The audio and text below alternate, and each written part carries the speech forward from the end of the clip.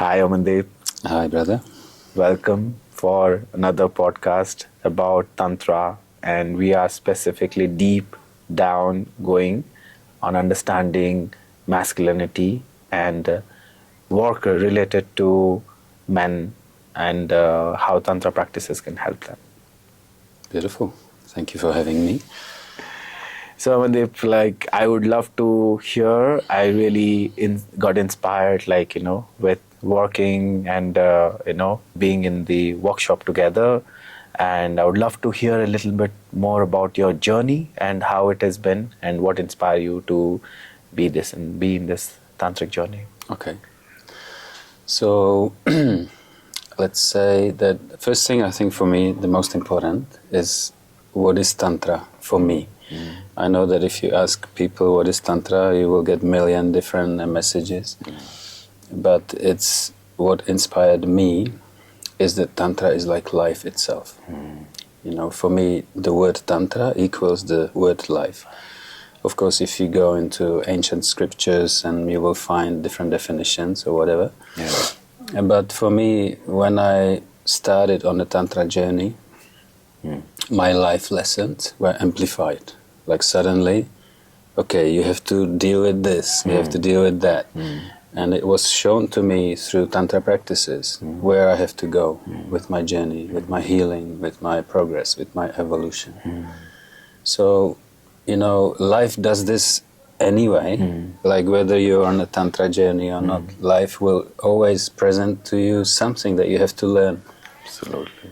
But Tantra amplifies this and makes it faster, makes it more direct. So I felt like before then I was zigzagging through life, trying to figure out what I'm supposed to do here. And then Tantra made that path very straight, like, okay, this is your journey, and these are the thresholds you have to get past. These are the challenges you have to face. Amazing. So that's what Tantra is for me, you know, it's like life amplified. Beautiful. And starting with the sexuality, Tantra embraces sexuality because it's sexual energy is the most powerful energy. We all are subject to it. When you are born on earth, you have it in your body, it goes through us. So Yeah. Tantra, of course, embraces everything, including this. So for me, I definitely had to illuminate. I think that's the best word for it. Illuminate my sexual energy. You know, like it was somewhere in the shadow, somewhere in the darkness. It was enjoyable, but very dark.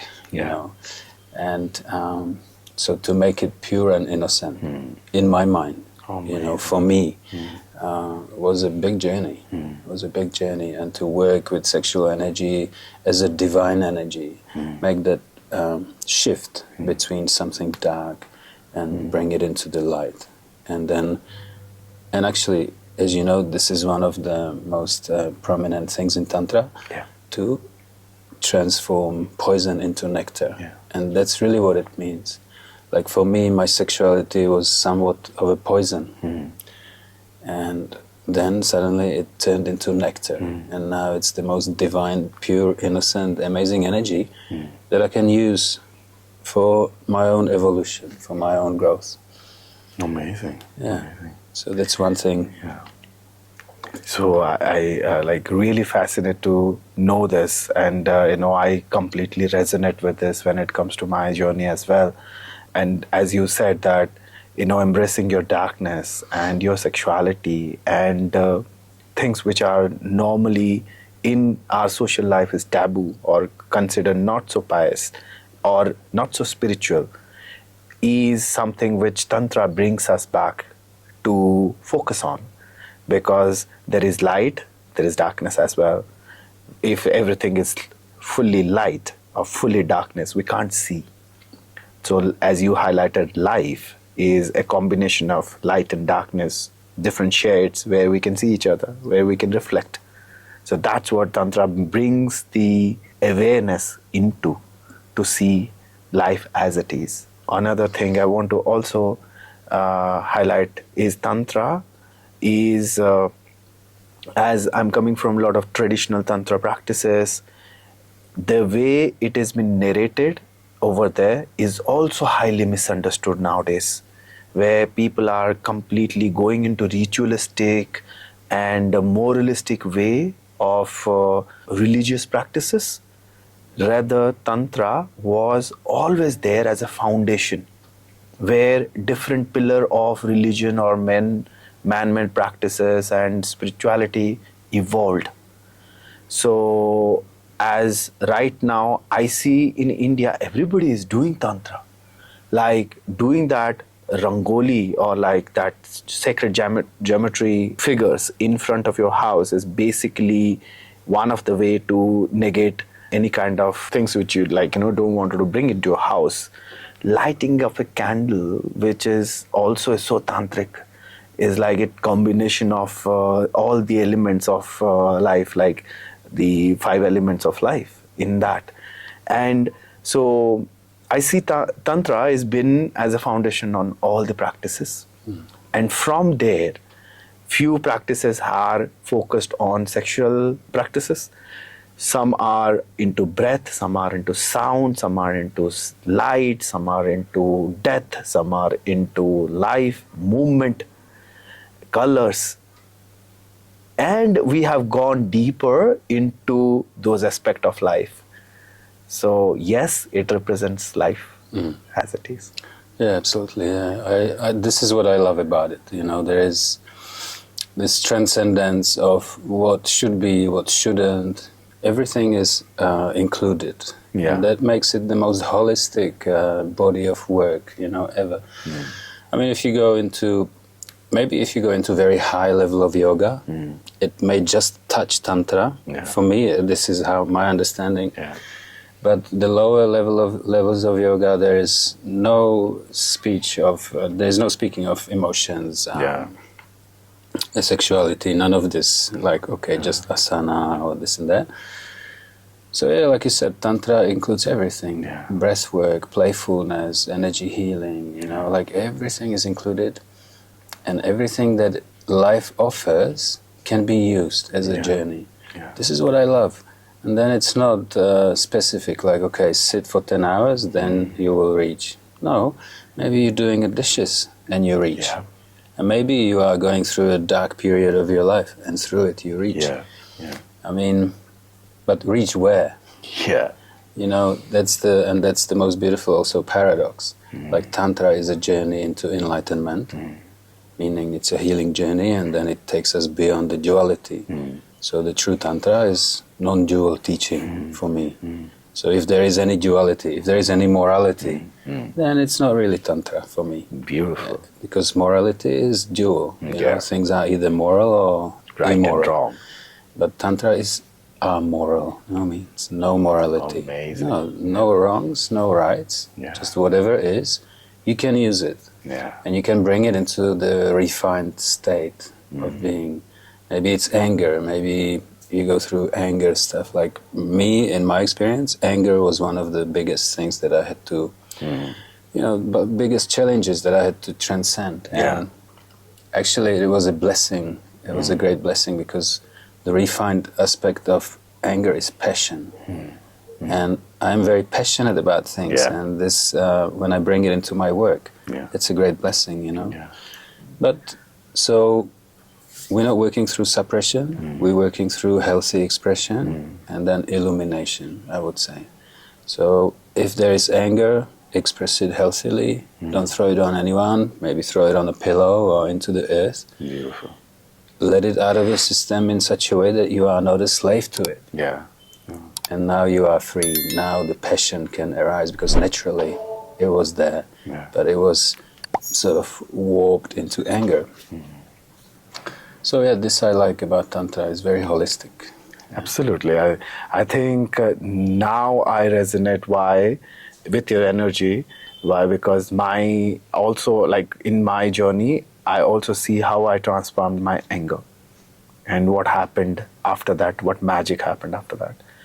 And you also highlighted saying that about the yoga and the Tantra coexisting.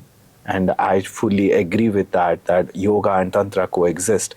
Because if you see the 8 limbs of yoga, which is like yama, niyama, asana, pranayama, pratyahara, dhyana, dharana, samadhi. It is the way right now, sitting in the yoga capital of India, I see people are only practicing till asana. That's also an enforced one, where people are trying to fit into some pose, which is the final stage of some enlightened people, masters, where if I can see Mahavir was in Malasana, or the Guru Nanak was in tree pose, Buddha was in Padmasana, which is the lotus pose. And what we are trying to do is to fit into the highest blissful positions and trying to copy that. Rather, the asana happens to you when you are in bliss. Beautiful. The pranayama, the breath, is channeled in a way when you are in bliss, when you are in anger, when you are in any kind of emotion. Being psychosomatic, the basis of your emotional stage, your breath changes. So before that, if you see the yama and the niyama, which is talking about the outer conduct and inner discipline, is something which is very given nowadays. Like as a society, what we are living, we feel that, okay, so this moralistic things has been taken care. Now we can directly go into asana and pranayama, which should lead us to moksha, like is the ultimate goal of the yoga, which is to enlightenment. But what we are seeing is we are not going to the stage of pratyahara. Pratyahara means negation of the outer world, which would happen automatically if you are doing the yama, niyama, asana, pranayama. So there is something fundamentally going wrong over there. That's where Tantra helps us. The negation can only happen when you become aware, and there is some kind of bliss within which can bring back the focus within, rather than hunting for pleasure, earth satisfaction, totality outside. Like the food can satisfy us, sex can satisfy us, this person completes me, that person completes me, will never lead you to a meditation, because you're still looking something outside. So in Tantra, what we are doing is there are different techniques which brings back the focus to your body, your subconscious mind. And from there, it leads into the place where meditation happens, rather than we are not trying to meditate. That's the path for enlightenment. Yeah, I like it. These 8 limbs of yoga, like Patanjali was a great genius, you know, and I feel like he developed this journey for certain people, and to me it depends on the level of readiness, you know. I don't like the word hierarchy, but some people simply are ready for this, some people already are ready for that, some are already ready for something even higher, you could say higher, lower. I don't like that division, but still. So, you know, in yoga, I feel like the basic message is you are here, God is there. Walk this long, arduous path to God. Maybe one day, after many lifetimes, you will reach the God. On the other hand, Tantra says, you are here, God is within. There is nowhere to go. The journey is finished right now. This I love because the simplicity is just so profound, you know. And it's a paradox, it's both in a way, but depending on what you are ready for. And I feel for people that are ready for Tantra, and as the consciousness rises on the earth, more and more people are ready for Tantra. I can see that in our groups. New participants come, they have never touched Tantra, boom, they are into it straight away. Like the understanding is available, you know. So I feel like there's a great future for Tantra practices, because it takes you straight to the point. Like, hey, there is no need to strive for God. God has always been there in us, the divine, or whatever we want to call it. Different people have a different name for it. It's always inside us, and can you be aware of it? That is the only question. Okay, because you can walk with the treasure inside, or maybe a suitcase full of money. If you don't know that it's there, you will feel like a beggar. Yeah, No? absolutely. And then one day you become aware, you open it up, oh, there's this already big treasure. I've had it all along. I could never lose it. Yeah, This is this is what I understand, you know, also for me. true that. The bliss is always there, but can you be aware of it? Absolutely. The God is always there guiding. Can you be aware of it? Yeah. And so really the question is not how to reach God, how to reach bliss and ecstasy. It's how to become more aware. Yeah. And that question is answered through meditation and Tantra practices. Absolutely. So this is beautiful. Yeah, yeah. I totally agree when you say that the world is now ready for Tantra, and I see where it is coming from. Like if you see that the past, the pandemic, which happened where people become more isolated, and which made them reflect back their on themselves. And it is like an enforced one where people panicked and like, you know, we were like completely went schizophrenic about saying that. But what blessing it brought is it made you see death very closely. Like there is so many people dying around, so many people basically isolated completely.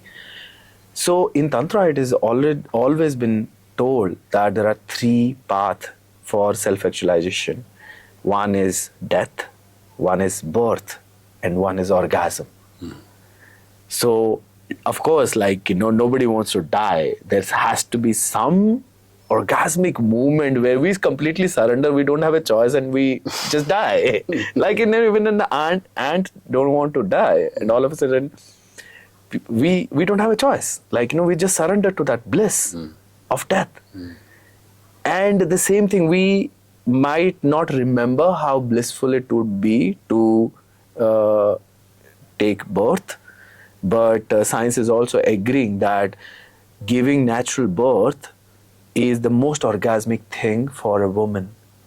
So that itself is a very orgasmic state. The only available path for mankind is from sexual orgasm as a path to understand a glimpse of enlightenment. So, but that exactly has been shamed to the core as a control mechanism to manipulate, to channel men for war, for 9 to 6 job, and giving them a self-hope of accomplishment by and safety through money and power and positions. At the end, when you are retired at 6 or 60 or like, you know, then you realize that, okay, I was not living my passion, I was not living my purpose, but it was a falsehood which is not making me complete anymore. So, and that time your energy is already gone, and you like, so that makes it more difficult, and more people are dying without reaching to their full potential. And Tantra says that until unless you don't feel that cycle of completeness within you, you're going to come back again and again to live it fully. And that's how we are leading towards it. Yeah. Yeah, I agree. Like, there's been nearly like a conspiracy about this hijacking of whatever is natural. You know, sexuality has been hijacked. It's been suppressed so much by religions, politicians, societies. And of course, it's this energy that when it rises in and up through the central channel, that we can actually use for spiritual evolution. It's, when you said sexual orgasm, that is the basic way into it, but the orgasm can be higher than sexual. I would nearly disassociate the two. You know, when Kundalini is rising and maybe you may have an orgasm in your heart, suddenly you are full of love. True. Because what is sex done in the genitals, in the heart, becomes unconditional love. True. And what is unconditional love in the heart? When you bring it even further, it becomes just a prayer and communion with the whole. Absolutely. And it's divine. It's like a seed growing into a tree. Seed is not evil, you know. It's a beginning of the tree. So in the same way, sexual energy is not evil, it's divine, it's a seed. If you can only take that seed and grow it, nurture it, nourish it, grow it into love, grow it into prayer, then that is Tantra, you know, and it's, wow, I can feel shivers, like it's so beautiful. Absolutely. And it's such a pity it's been hijacked, you know. Yeah. And the same about emotions. Sexuality have been hijacked, emotions have been hijacked, your power, your unconditional love. Everything is being hijacked to, like you said, to produce robot society where we work, 9 to 5 or whatever. True. Hijacked for the war machinery, you know. We naturally love our family, so now this can be channeled into fighting some sort of enemy that is out there to get our family. So these things, that is the way of Tantra, to decondition ourselves from this stuff, you know, this nonsense that was given to us by all the different organizations that are here. And so to me, that's one of the most important parts of Tantra as well. Like, whatever is not yours, throw it out. Absolutely. You know, and maybe we have been given lots of good stuff, you know, maybe something very nice from my father, from my mother, from the society, from my tradition, from my nation, I don't know. These things keep, but whatever doesn't resonate, whatever you cannot digest, you know, some sort of idea that you should suppress sexuality or suppress emotions or not be powerful, not shine your light, not love, like not trust. Those things, they don't serve us. So, as you know, Tantra has thousands of different ways to just let go of all this. Absolutely. And the freedom that comes from shedding all this conditioning is unbelievable. And it's like the most precious feeling of the soul. Yeah. The freedom, I feel like, is the highest value of the soul. Yeah. That's why then once you are free like this, once we are aware like this, we can never be slaves again. Absolutely. Never. Absolutely. That's amazing. Truly agree. That's why Tantra has been a very radical path. And from the inception, there is always a part of the social structure which condemned it, like, you know, and wanted to, because it was not against society, but social conditioning, where belonging somewhere or creating a community is a natural state of humans. But in that, creating hierarchy, good and bad, moralistic preaching, and different social conditioning, which is coming out of your fear, shame, and guilt, the basic emotions of life, is something Tantra has been always condemned. To understand fear, in traditional Tantra also, we have the best representation of Mother Kali. She is this ferocious lady who is standing half naked with, garland of skulls and, a cut head and hands around her waist. Basically, she represents the death, the time. So if there is no time, there is no death, right? So Kali means Kala in the sense which is time or death. Okay. And the humans' biggest fear is the fear of death. So unless you don't transform that, you don't see it as it is, or love it as a mother, there is no path towards self-actualization. There's no growth towards your soul level actualizations. So that's the first thing. And also, if you see Kali, she is completely ferocious and expressing her authenticity. That also tells us the first thing is, like, when you're grounded, when you belong somewhere, the first thing is to express your emotions and authentically. And now, as we see in this society, we can't even cry. We can't even laugh. We can't even own our sexuality, understand or like go deeper into understanding what is it stored, what nectar it is stored inside our sexuality. So there is a beautiful story I would love to tell you. Is the Parvati, which is the domesticated version of Shakti, becomes Kali when Shankara, which is the domesticated version of Shiva, doesn't give her attention. Meaning, when the stillness within is not giving enough attention to the chaos within, we lead towards death, unconsciousness, illness, diseases, which eventually will kill us. Beautiful. You know, one beautiful thing about death for me is that, at least in my experience in deep meditation, this is what death is for me. What can die? First of all, what is the death of? That is really important to understand.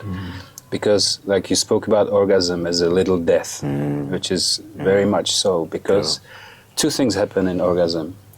Ego is gone, time stops. Yeah. Ego and time are one bundle. They come together. Absolutely. Ego creates time. Yeah.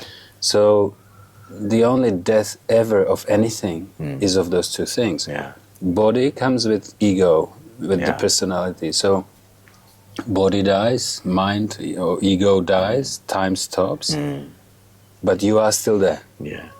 Eternally. Absolutely. So what is the death of, And where is the fear of death located? It's all connected. Ego is fearful of its ending, but only when the ego can die, only then the soul can shine. And soul is the truth. To me, this is it. And soul, of course, is a drop of the ocean. If you search for God or whatever you want to call it, the ocean would be the God, you are the drop. And we all contain it within us. Yeah. So for me, like you say, I super agree. The fear of death must be transcended. And actually the ego must die. Yeah. Even you can achieve this through orgasm, you can achieve it through deep meditation or some ritual or anything like this. Yeah. But on Tantra journey, fear of death must be put aside. Absolutely. Only then the love for life can shine through the soul.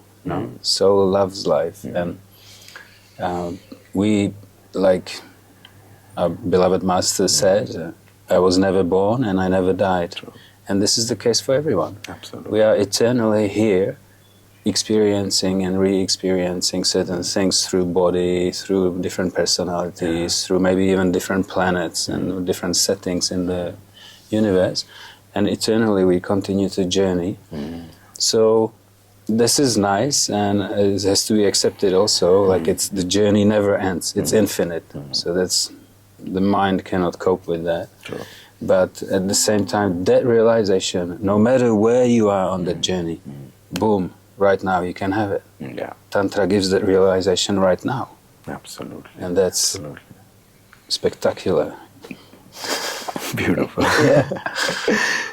I think talking about again death, and where seeing my mom and dad like dying so early was an awakening moment for me. And I realized that I was, for a few years after their death, was this toxic man who is road rashing, fighting in the street, having abusive relationship, reacting to everything, got into my competitiveness in my job and become targeting to become get promotion every year, and this got into some kind of,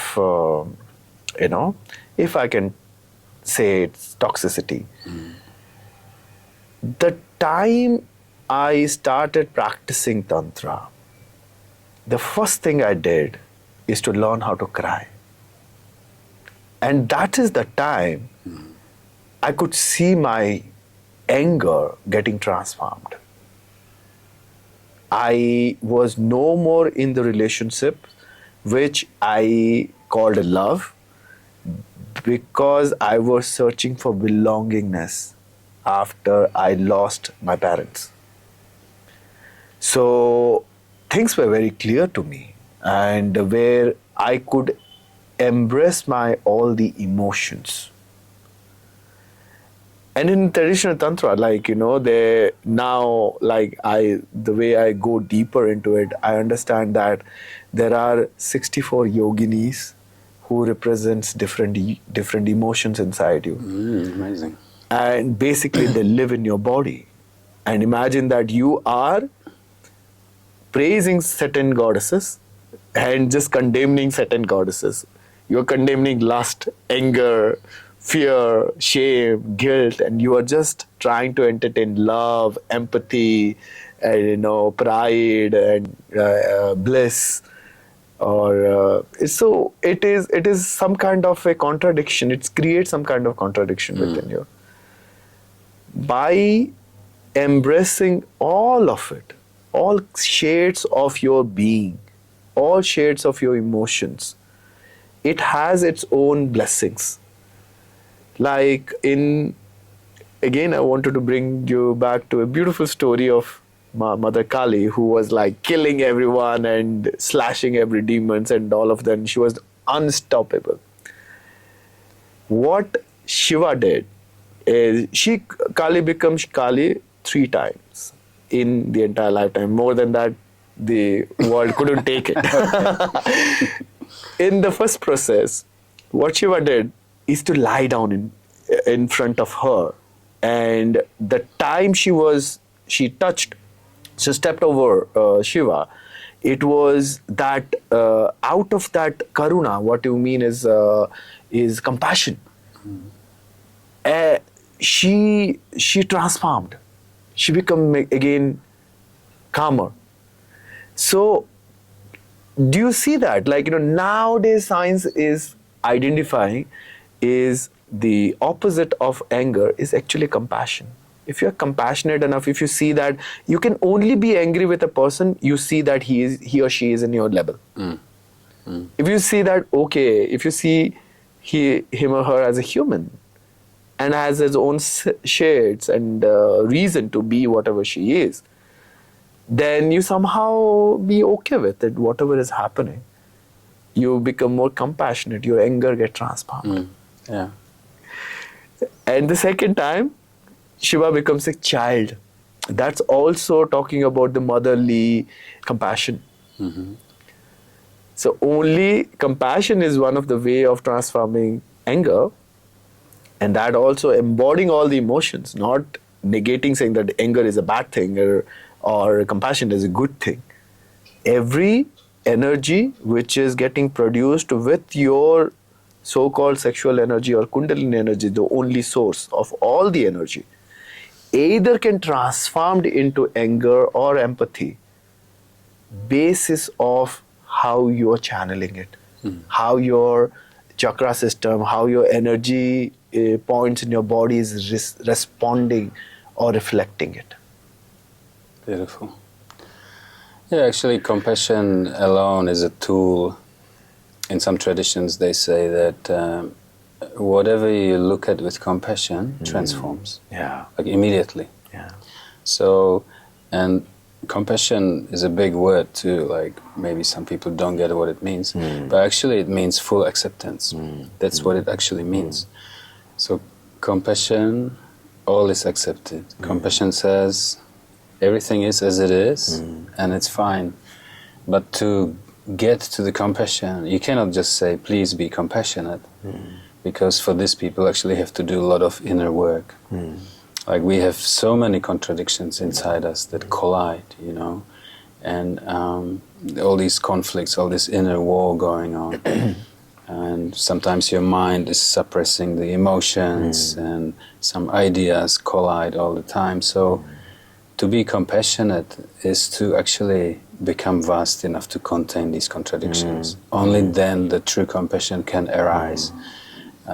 So this is where the Tantra work comes in, to end this inner war. We have so many beautiful techniques that have been devised to really expand yourself so much that your heart can crack open. People that are shrunk, the heart cannot open. This will only be an idea in the mind. Okay, my heart, I am loving, I am compassionate. It's going to become just some sort of idea here, but it won't translate into your whole being, into your life, and it won't reflect in your reality. So the work we do in Tantra lead us to this awakening, but illuminating the sexuality, making it pure and innocent, so you can wear it like, okay, I am a sexual being. Doesn't mean I have to do anything with it. It can all be internalized for the evolution of myself. So I use that power that I have to bring in and up. Use your emotions, express them, transcend those that you call negative.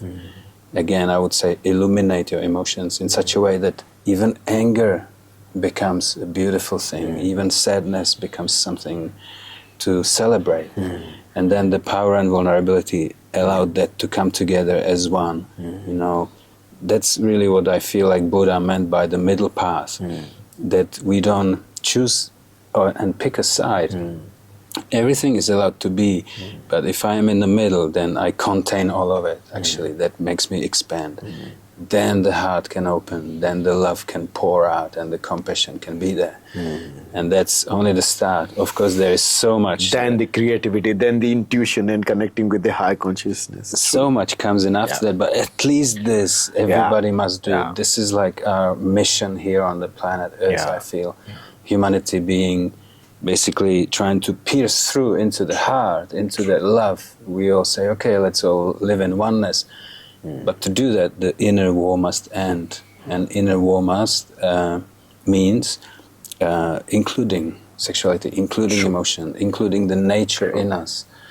So that's our work that we do in Shivoham.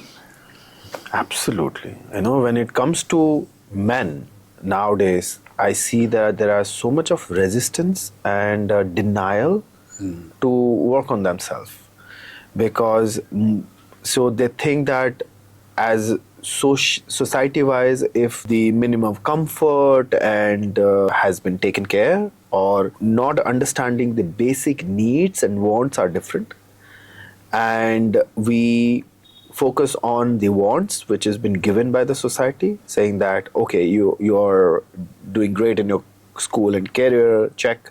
You have the best girlfriend, check. You getting married at 30s, check. You are getting a seven-figure salary, check. And you have 2 kids after that, and you are healthy. And in this rat race, our basic needs are not getting fulfilled. So somehow I see men is living in some kind of conflict within themselves, where it has been given to him, the idea of masculinity has been given to men from outside, how men supposed to be, how men supposed to not cry or not cry, how he should behave, how he should dress. We understand that we are in a patriarchy and we are privileged compared to women, but at this moment, but at the same time, we are completely in denial. We are not understanding the power, what we right now have, which can be transformed into bliss, where there is a resting. Rightly you said that the inner conflict is reflecting the outer conflict, which is leading towards war and what we see outside in this world. Likely said that if all the country has a defense system, if everybody is defending, then who is attacking? So that means we are somehow manipulated, the man has been somehow manipulated in the name of protecting, which is a very emotion of man, to protect his kind and protect his child and beloved one. And that has been programmed in a way that can lead towards war outside to manipulate power. So that's how it is leading, and cutting down the entire sexuality part of it is making it, helping to go deeper into the expression of the anger and frustration, and not to allow the bliss to flow. That's right, yeah.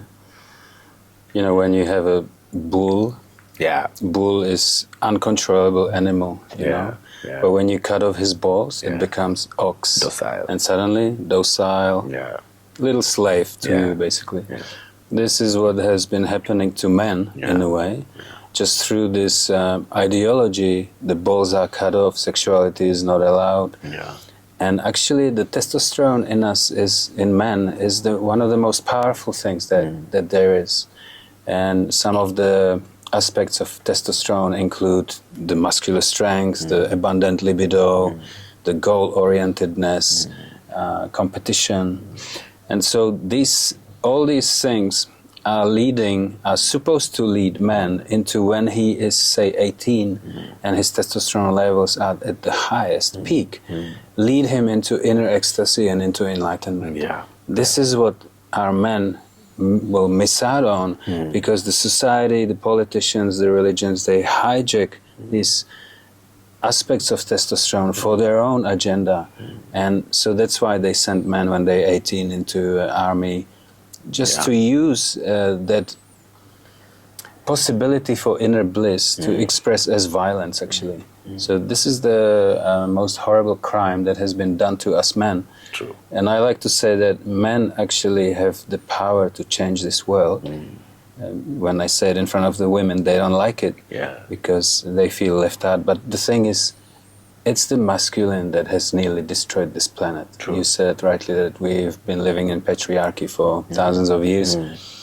And if it is to end, we are to end it, you know, as men, through this man's work, through Tantra practices, through illuminating all those aspects of us, refining all those places in us that would make us go violent, that would make us go to war, that would make us exploit the planet uncontrollably and destroy it and pollute air and water and everything.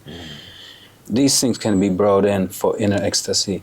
Once a man can experience inner ecstasy, they will only create heaven on earth. Nothing else is possible. They will only work for the highest good of all. True. So this is how men, through doing their work, their inner work, can save the world. Absolutely.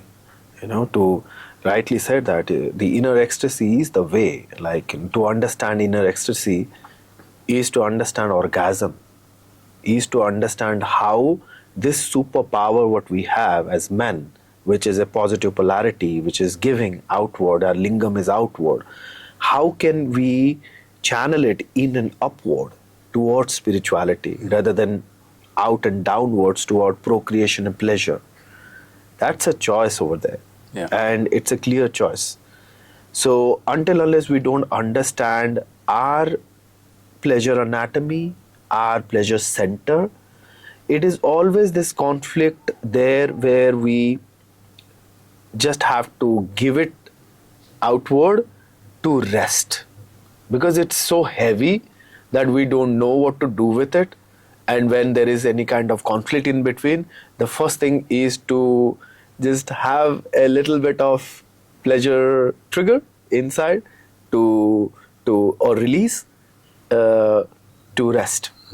So most of the people are addicted to porn or any kind of substance, or because they are missing this ecstasy, which is nature has already given us, which is an innate characteristics of a man.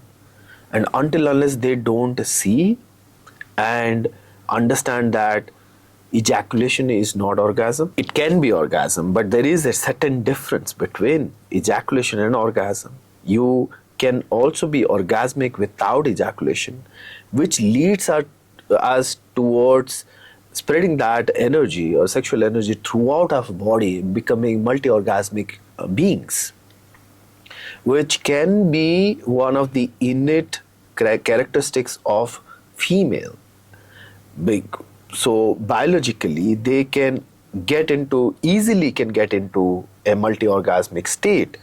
But for men, it is a choice where we have to practice, where we have to bring that bliss or cultivate, work on that bliss to lead throughout of our body. And that's somehow is the first stage of leading towards self-actualization. That's why in traditional Tantra, the semen retention is such a big important thing.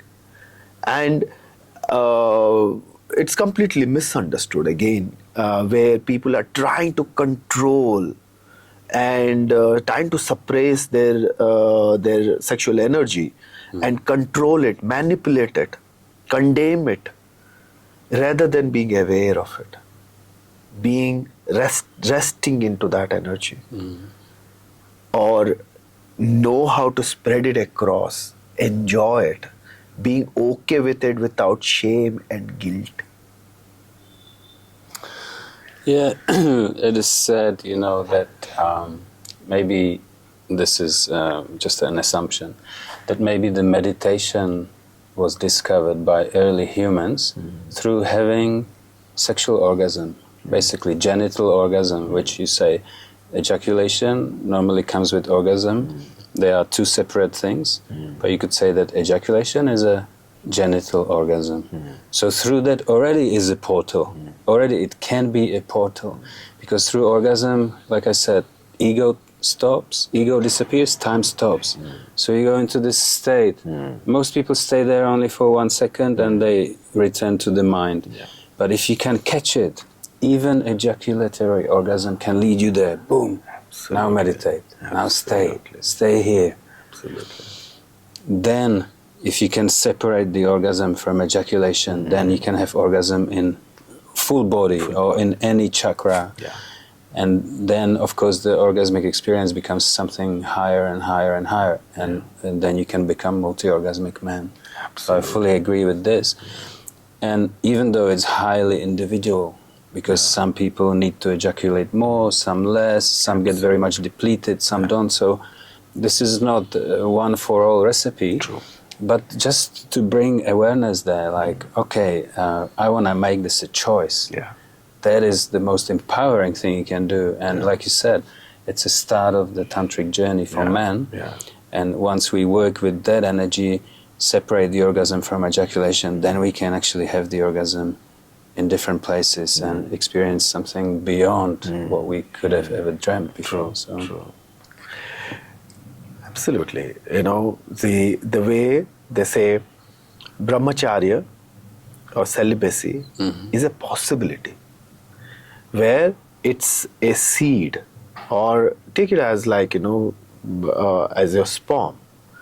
Which is a seed, which has the power to create another life, can also utilized. That's such a powerful thing. When we ejaculate, there is millions of sperms out of it, and in that you can basically create a small Manhattan or a small country if every sperm out of the ejaculation is fertilized, right? So it's exactly like what nature is telling us. Like, each seed has a possibility to become tree, a fully blossomed tree which can give fruits and flowers and completely expand to the sky, and also the roots are there deep down in the earth. So it basically nature is giving us an answer, saying that go more deeper into your roots, your sexuality, your lower part of your body, which is completely condemned.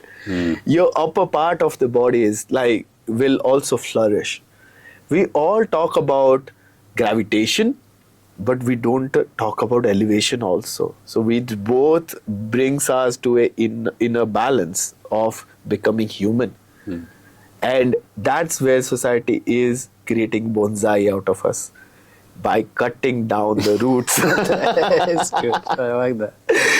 And by cutting down the roots, they're creating a miniature version of the living, breathing tree. That's right. And which can be managed. Yeah. Keep clipping it, and it'll be. Don't cut the leaves, because that will be visible. Cut the roots. Yeah. So that nobody knows. Nobody goes there to see what is there. Very clever. Yeah.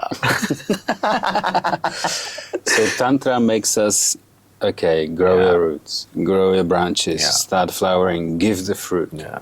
That's what Tantra is. Yeah. It's so liberating. Absolutely. And when you become more whole of your own, complete of your own, the right thing happens. Like, that's where it brings back to the aspect of polarity where the masculine and feminine, they coexist. There is no competition. There is no one fulfilling other one. Rather, if you see the yin and yang sign, if one part of the yin is becoming full, it automatically creates the yang sign to its fullest. So all we have to do as a man is to become whole, complete, individually. And then the right partner, right person will happen to you. So coming to your own unique blueprint or of your being, of your soul calling is something which is our purpose. Absolutely. And then it affects the whole. Yeah. Because if one person comes into his wholeness, Yeah. and the whole, it becomes available to millions of people. Yeah. And if hundreds of us do this, Yeah. the whole world will change. Definitely. And so this is in Tantra, we go from inside out. Yeah, Like yeah. transform yourself and then watch the world around you transform. Yeah. So yeah, that is a Absolutely. great And- invitation of Tantra.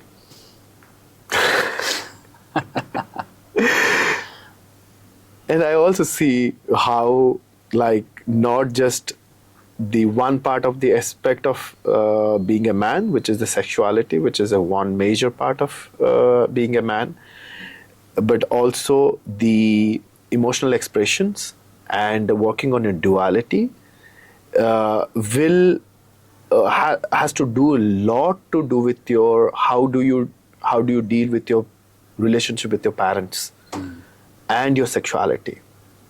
So now maybe the modern science has acknowledged that whatever you are as a character is to do with your relationship with your parents or your sexuality. But this has been there from the beginning as our blueprint as human, where we need to do our inner work when it relates to your parents, because they are the first level of the connection with the outer world. We learned how to love the way we are connected with our mother.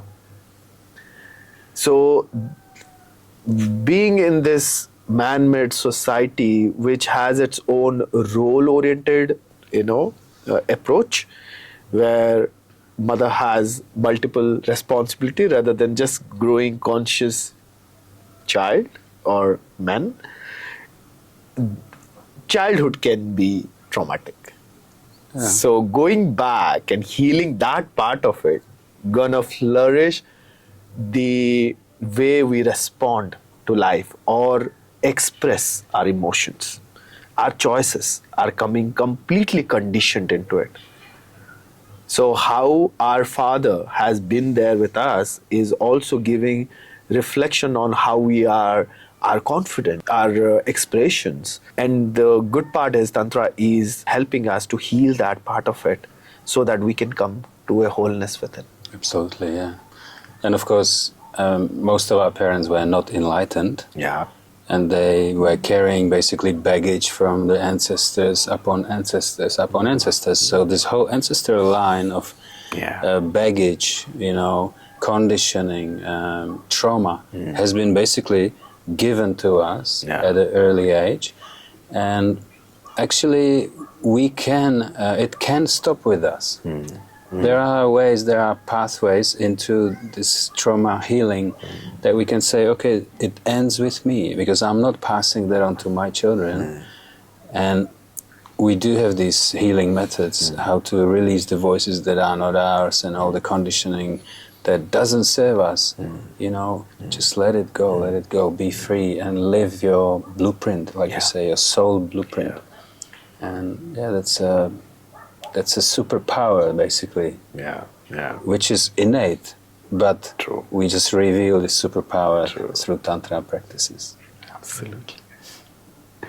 So I would love to invite all the men who wanted to go deeper into their sexuality, emotional expression, working on their duality, which help us to open our heart and be more creative and become a conduit to co-create with the universe. From there, how the intuition and connecting with the highest consciousness works.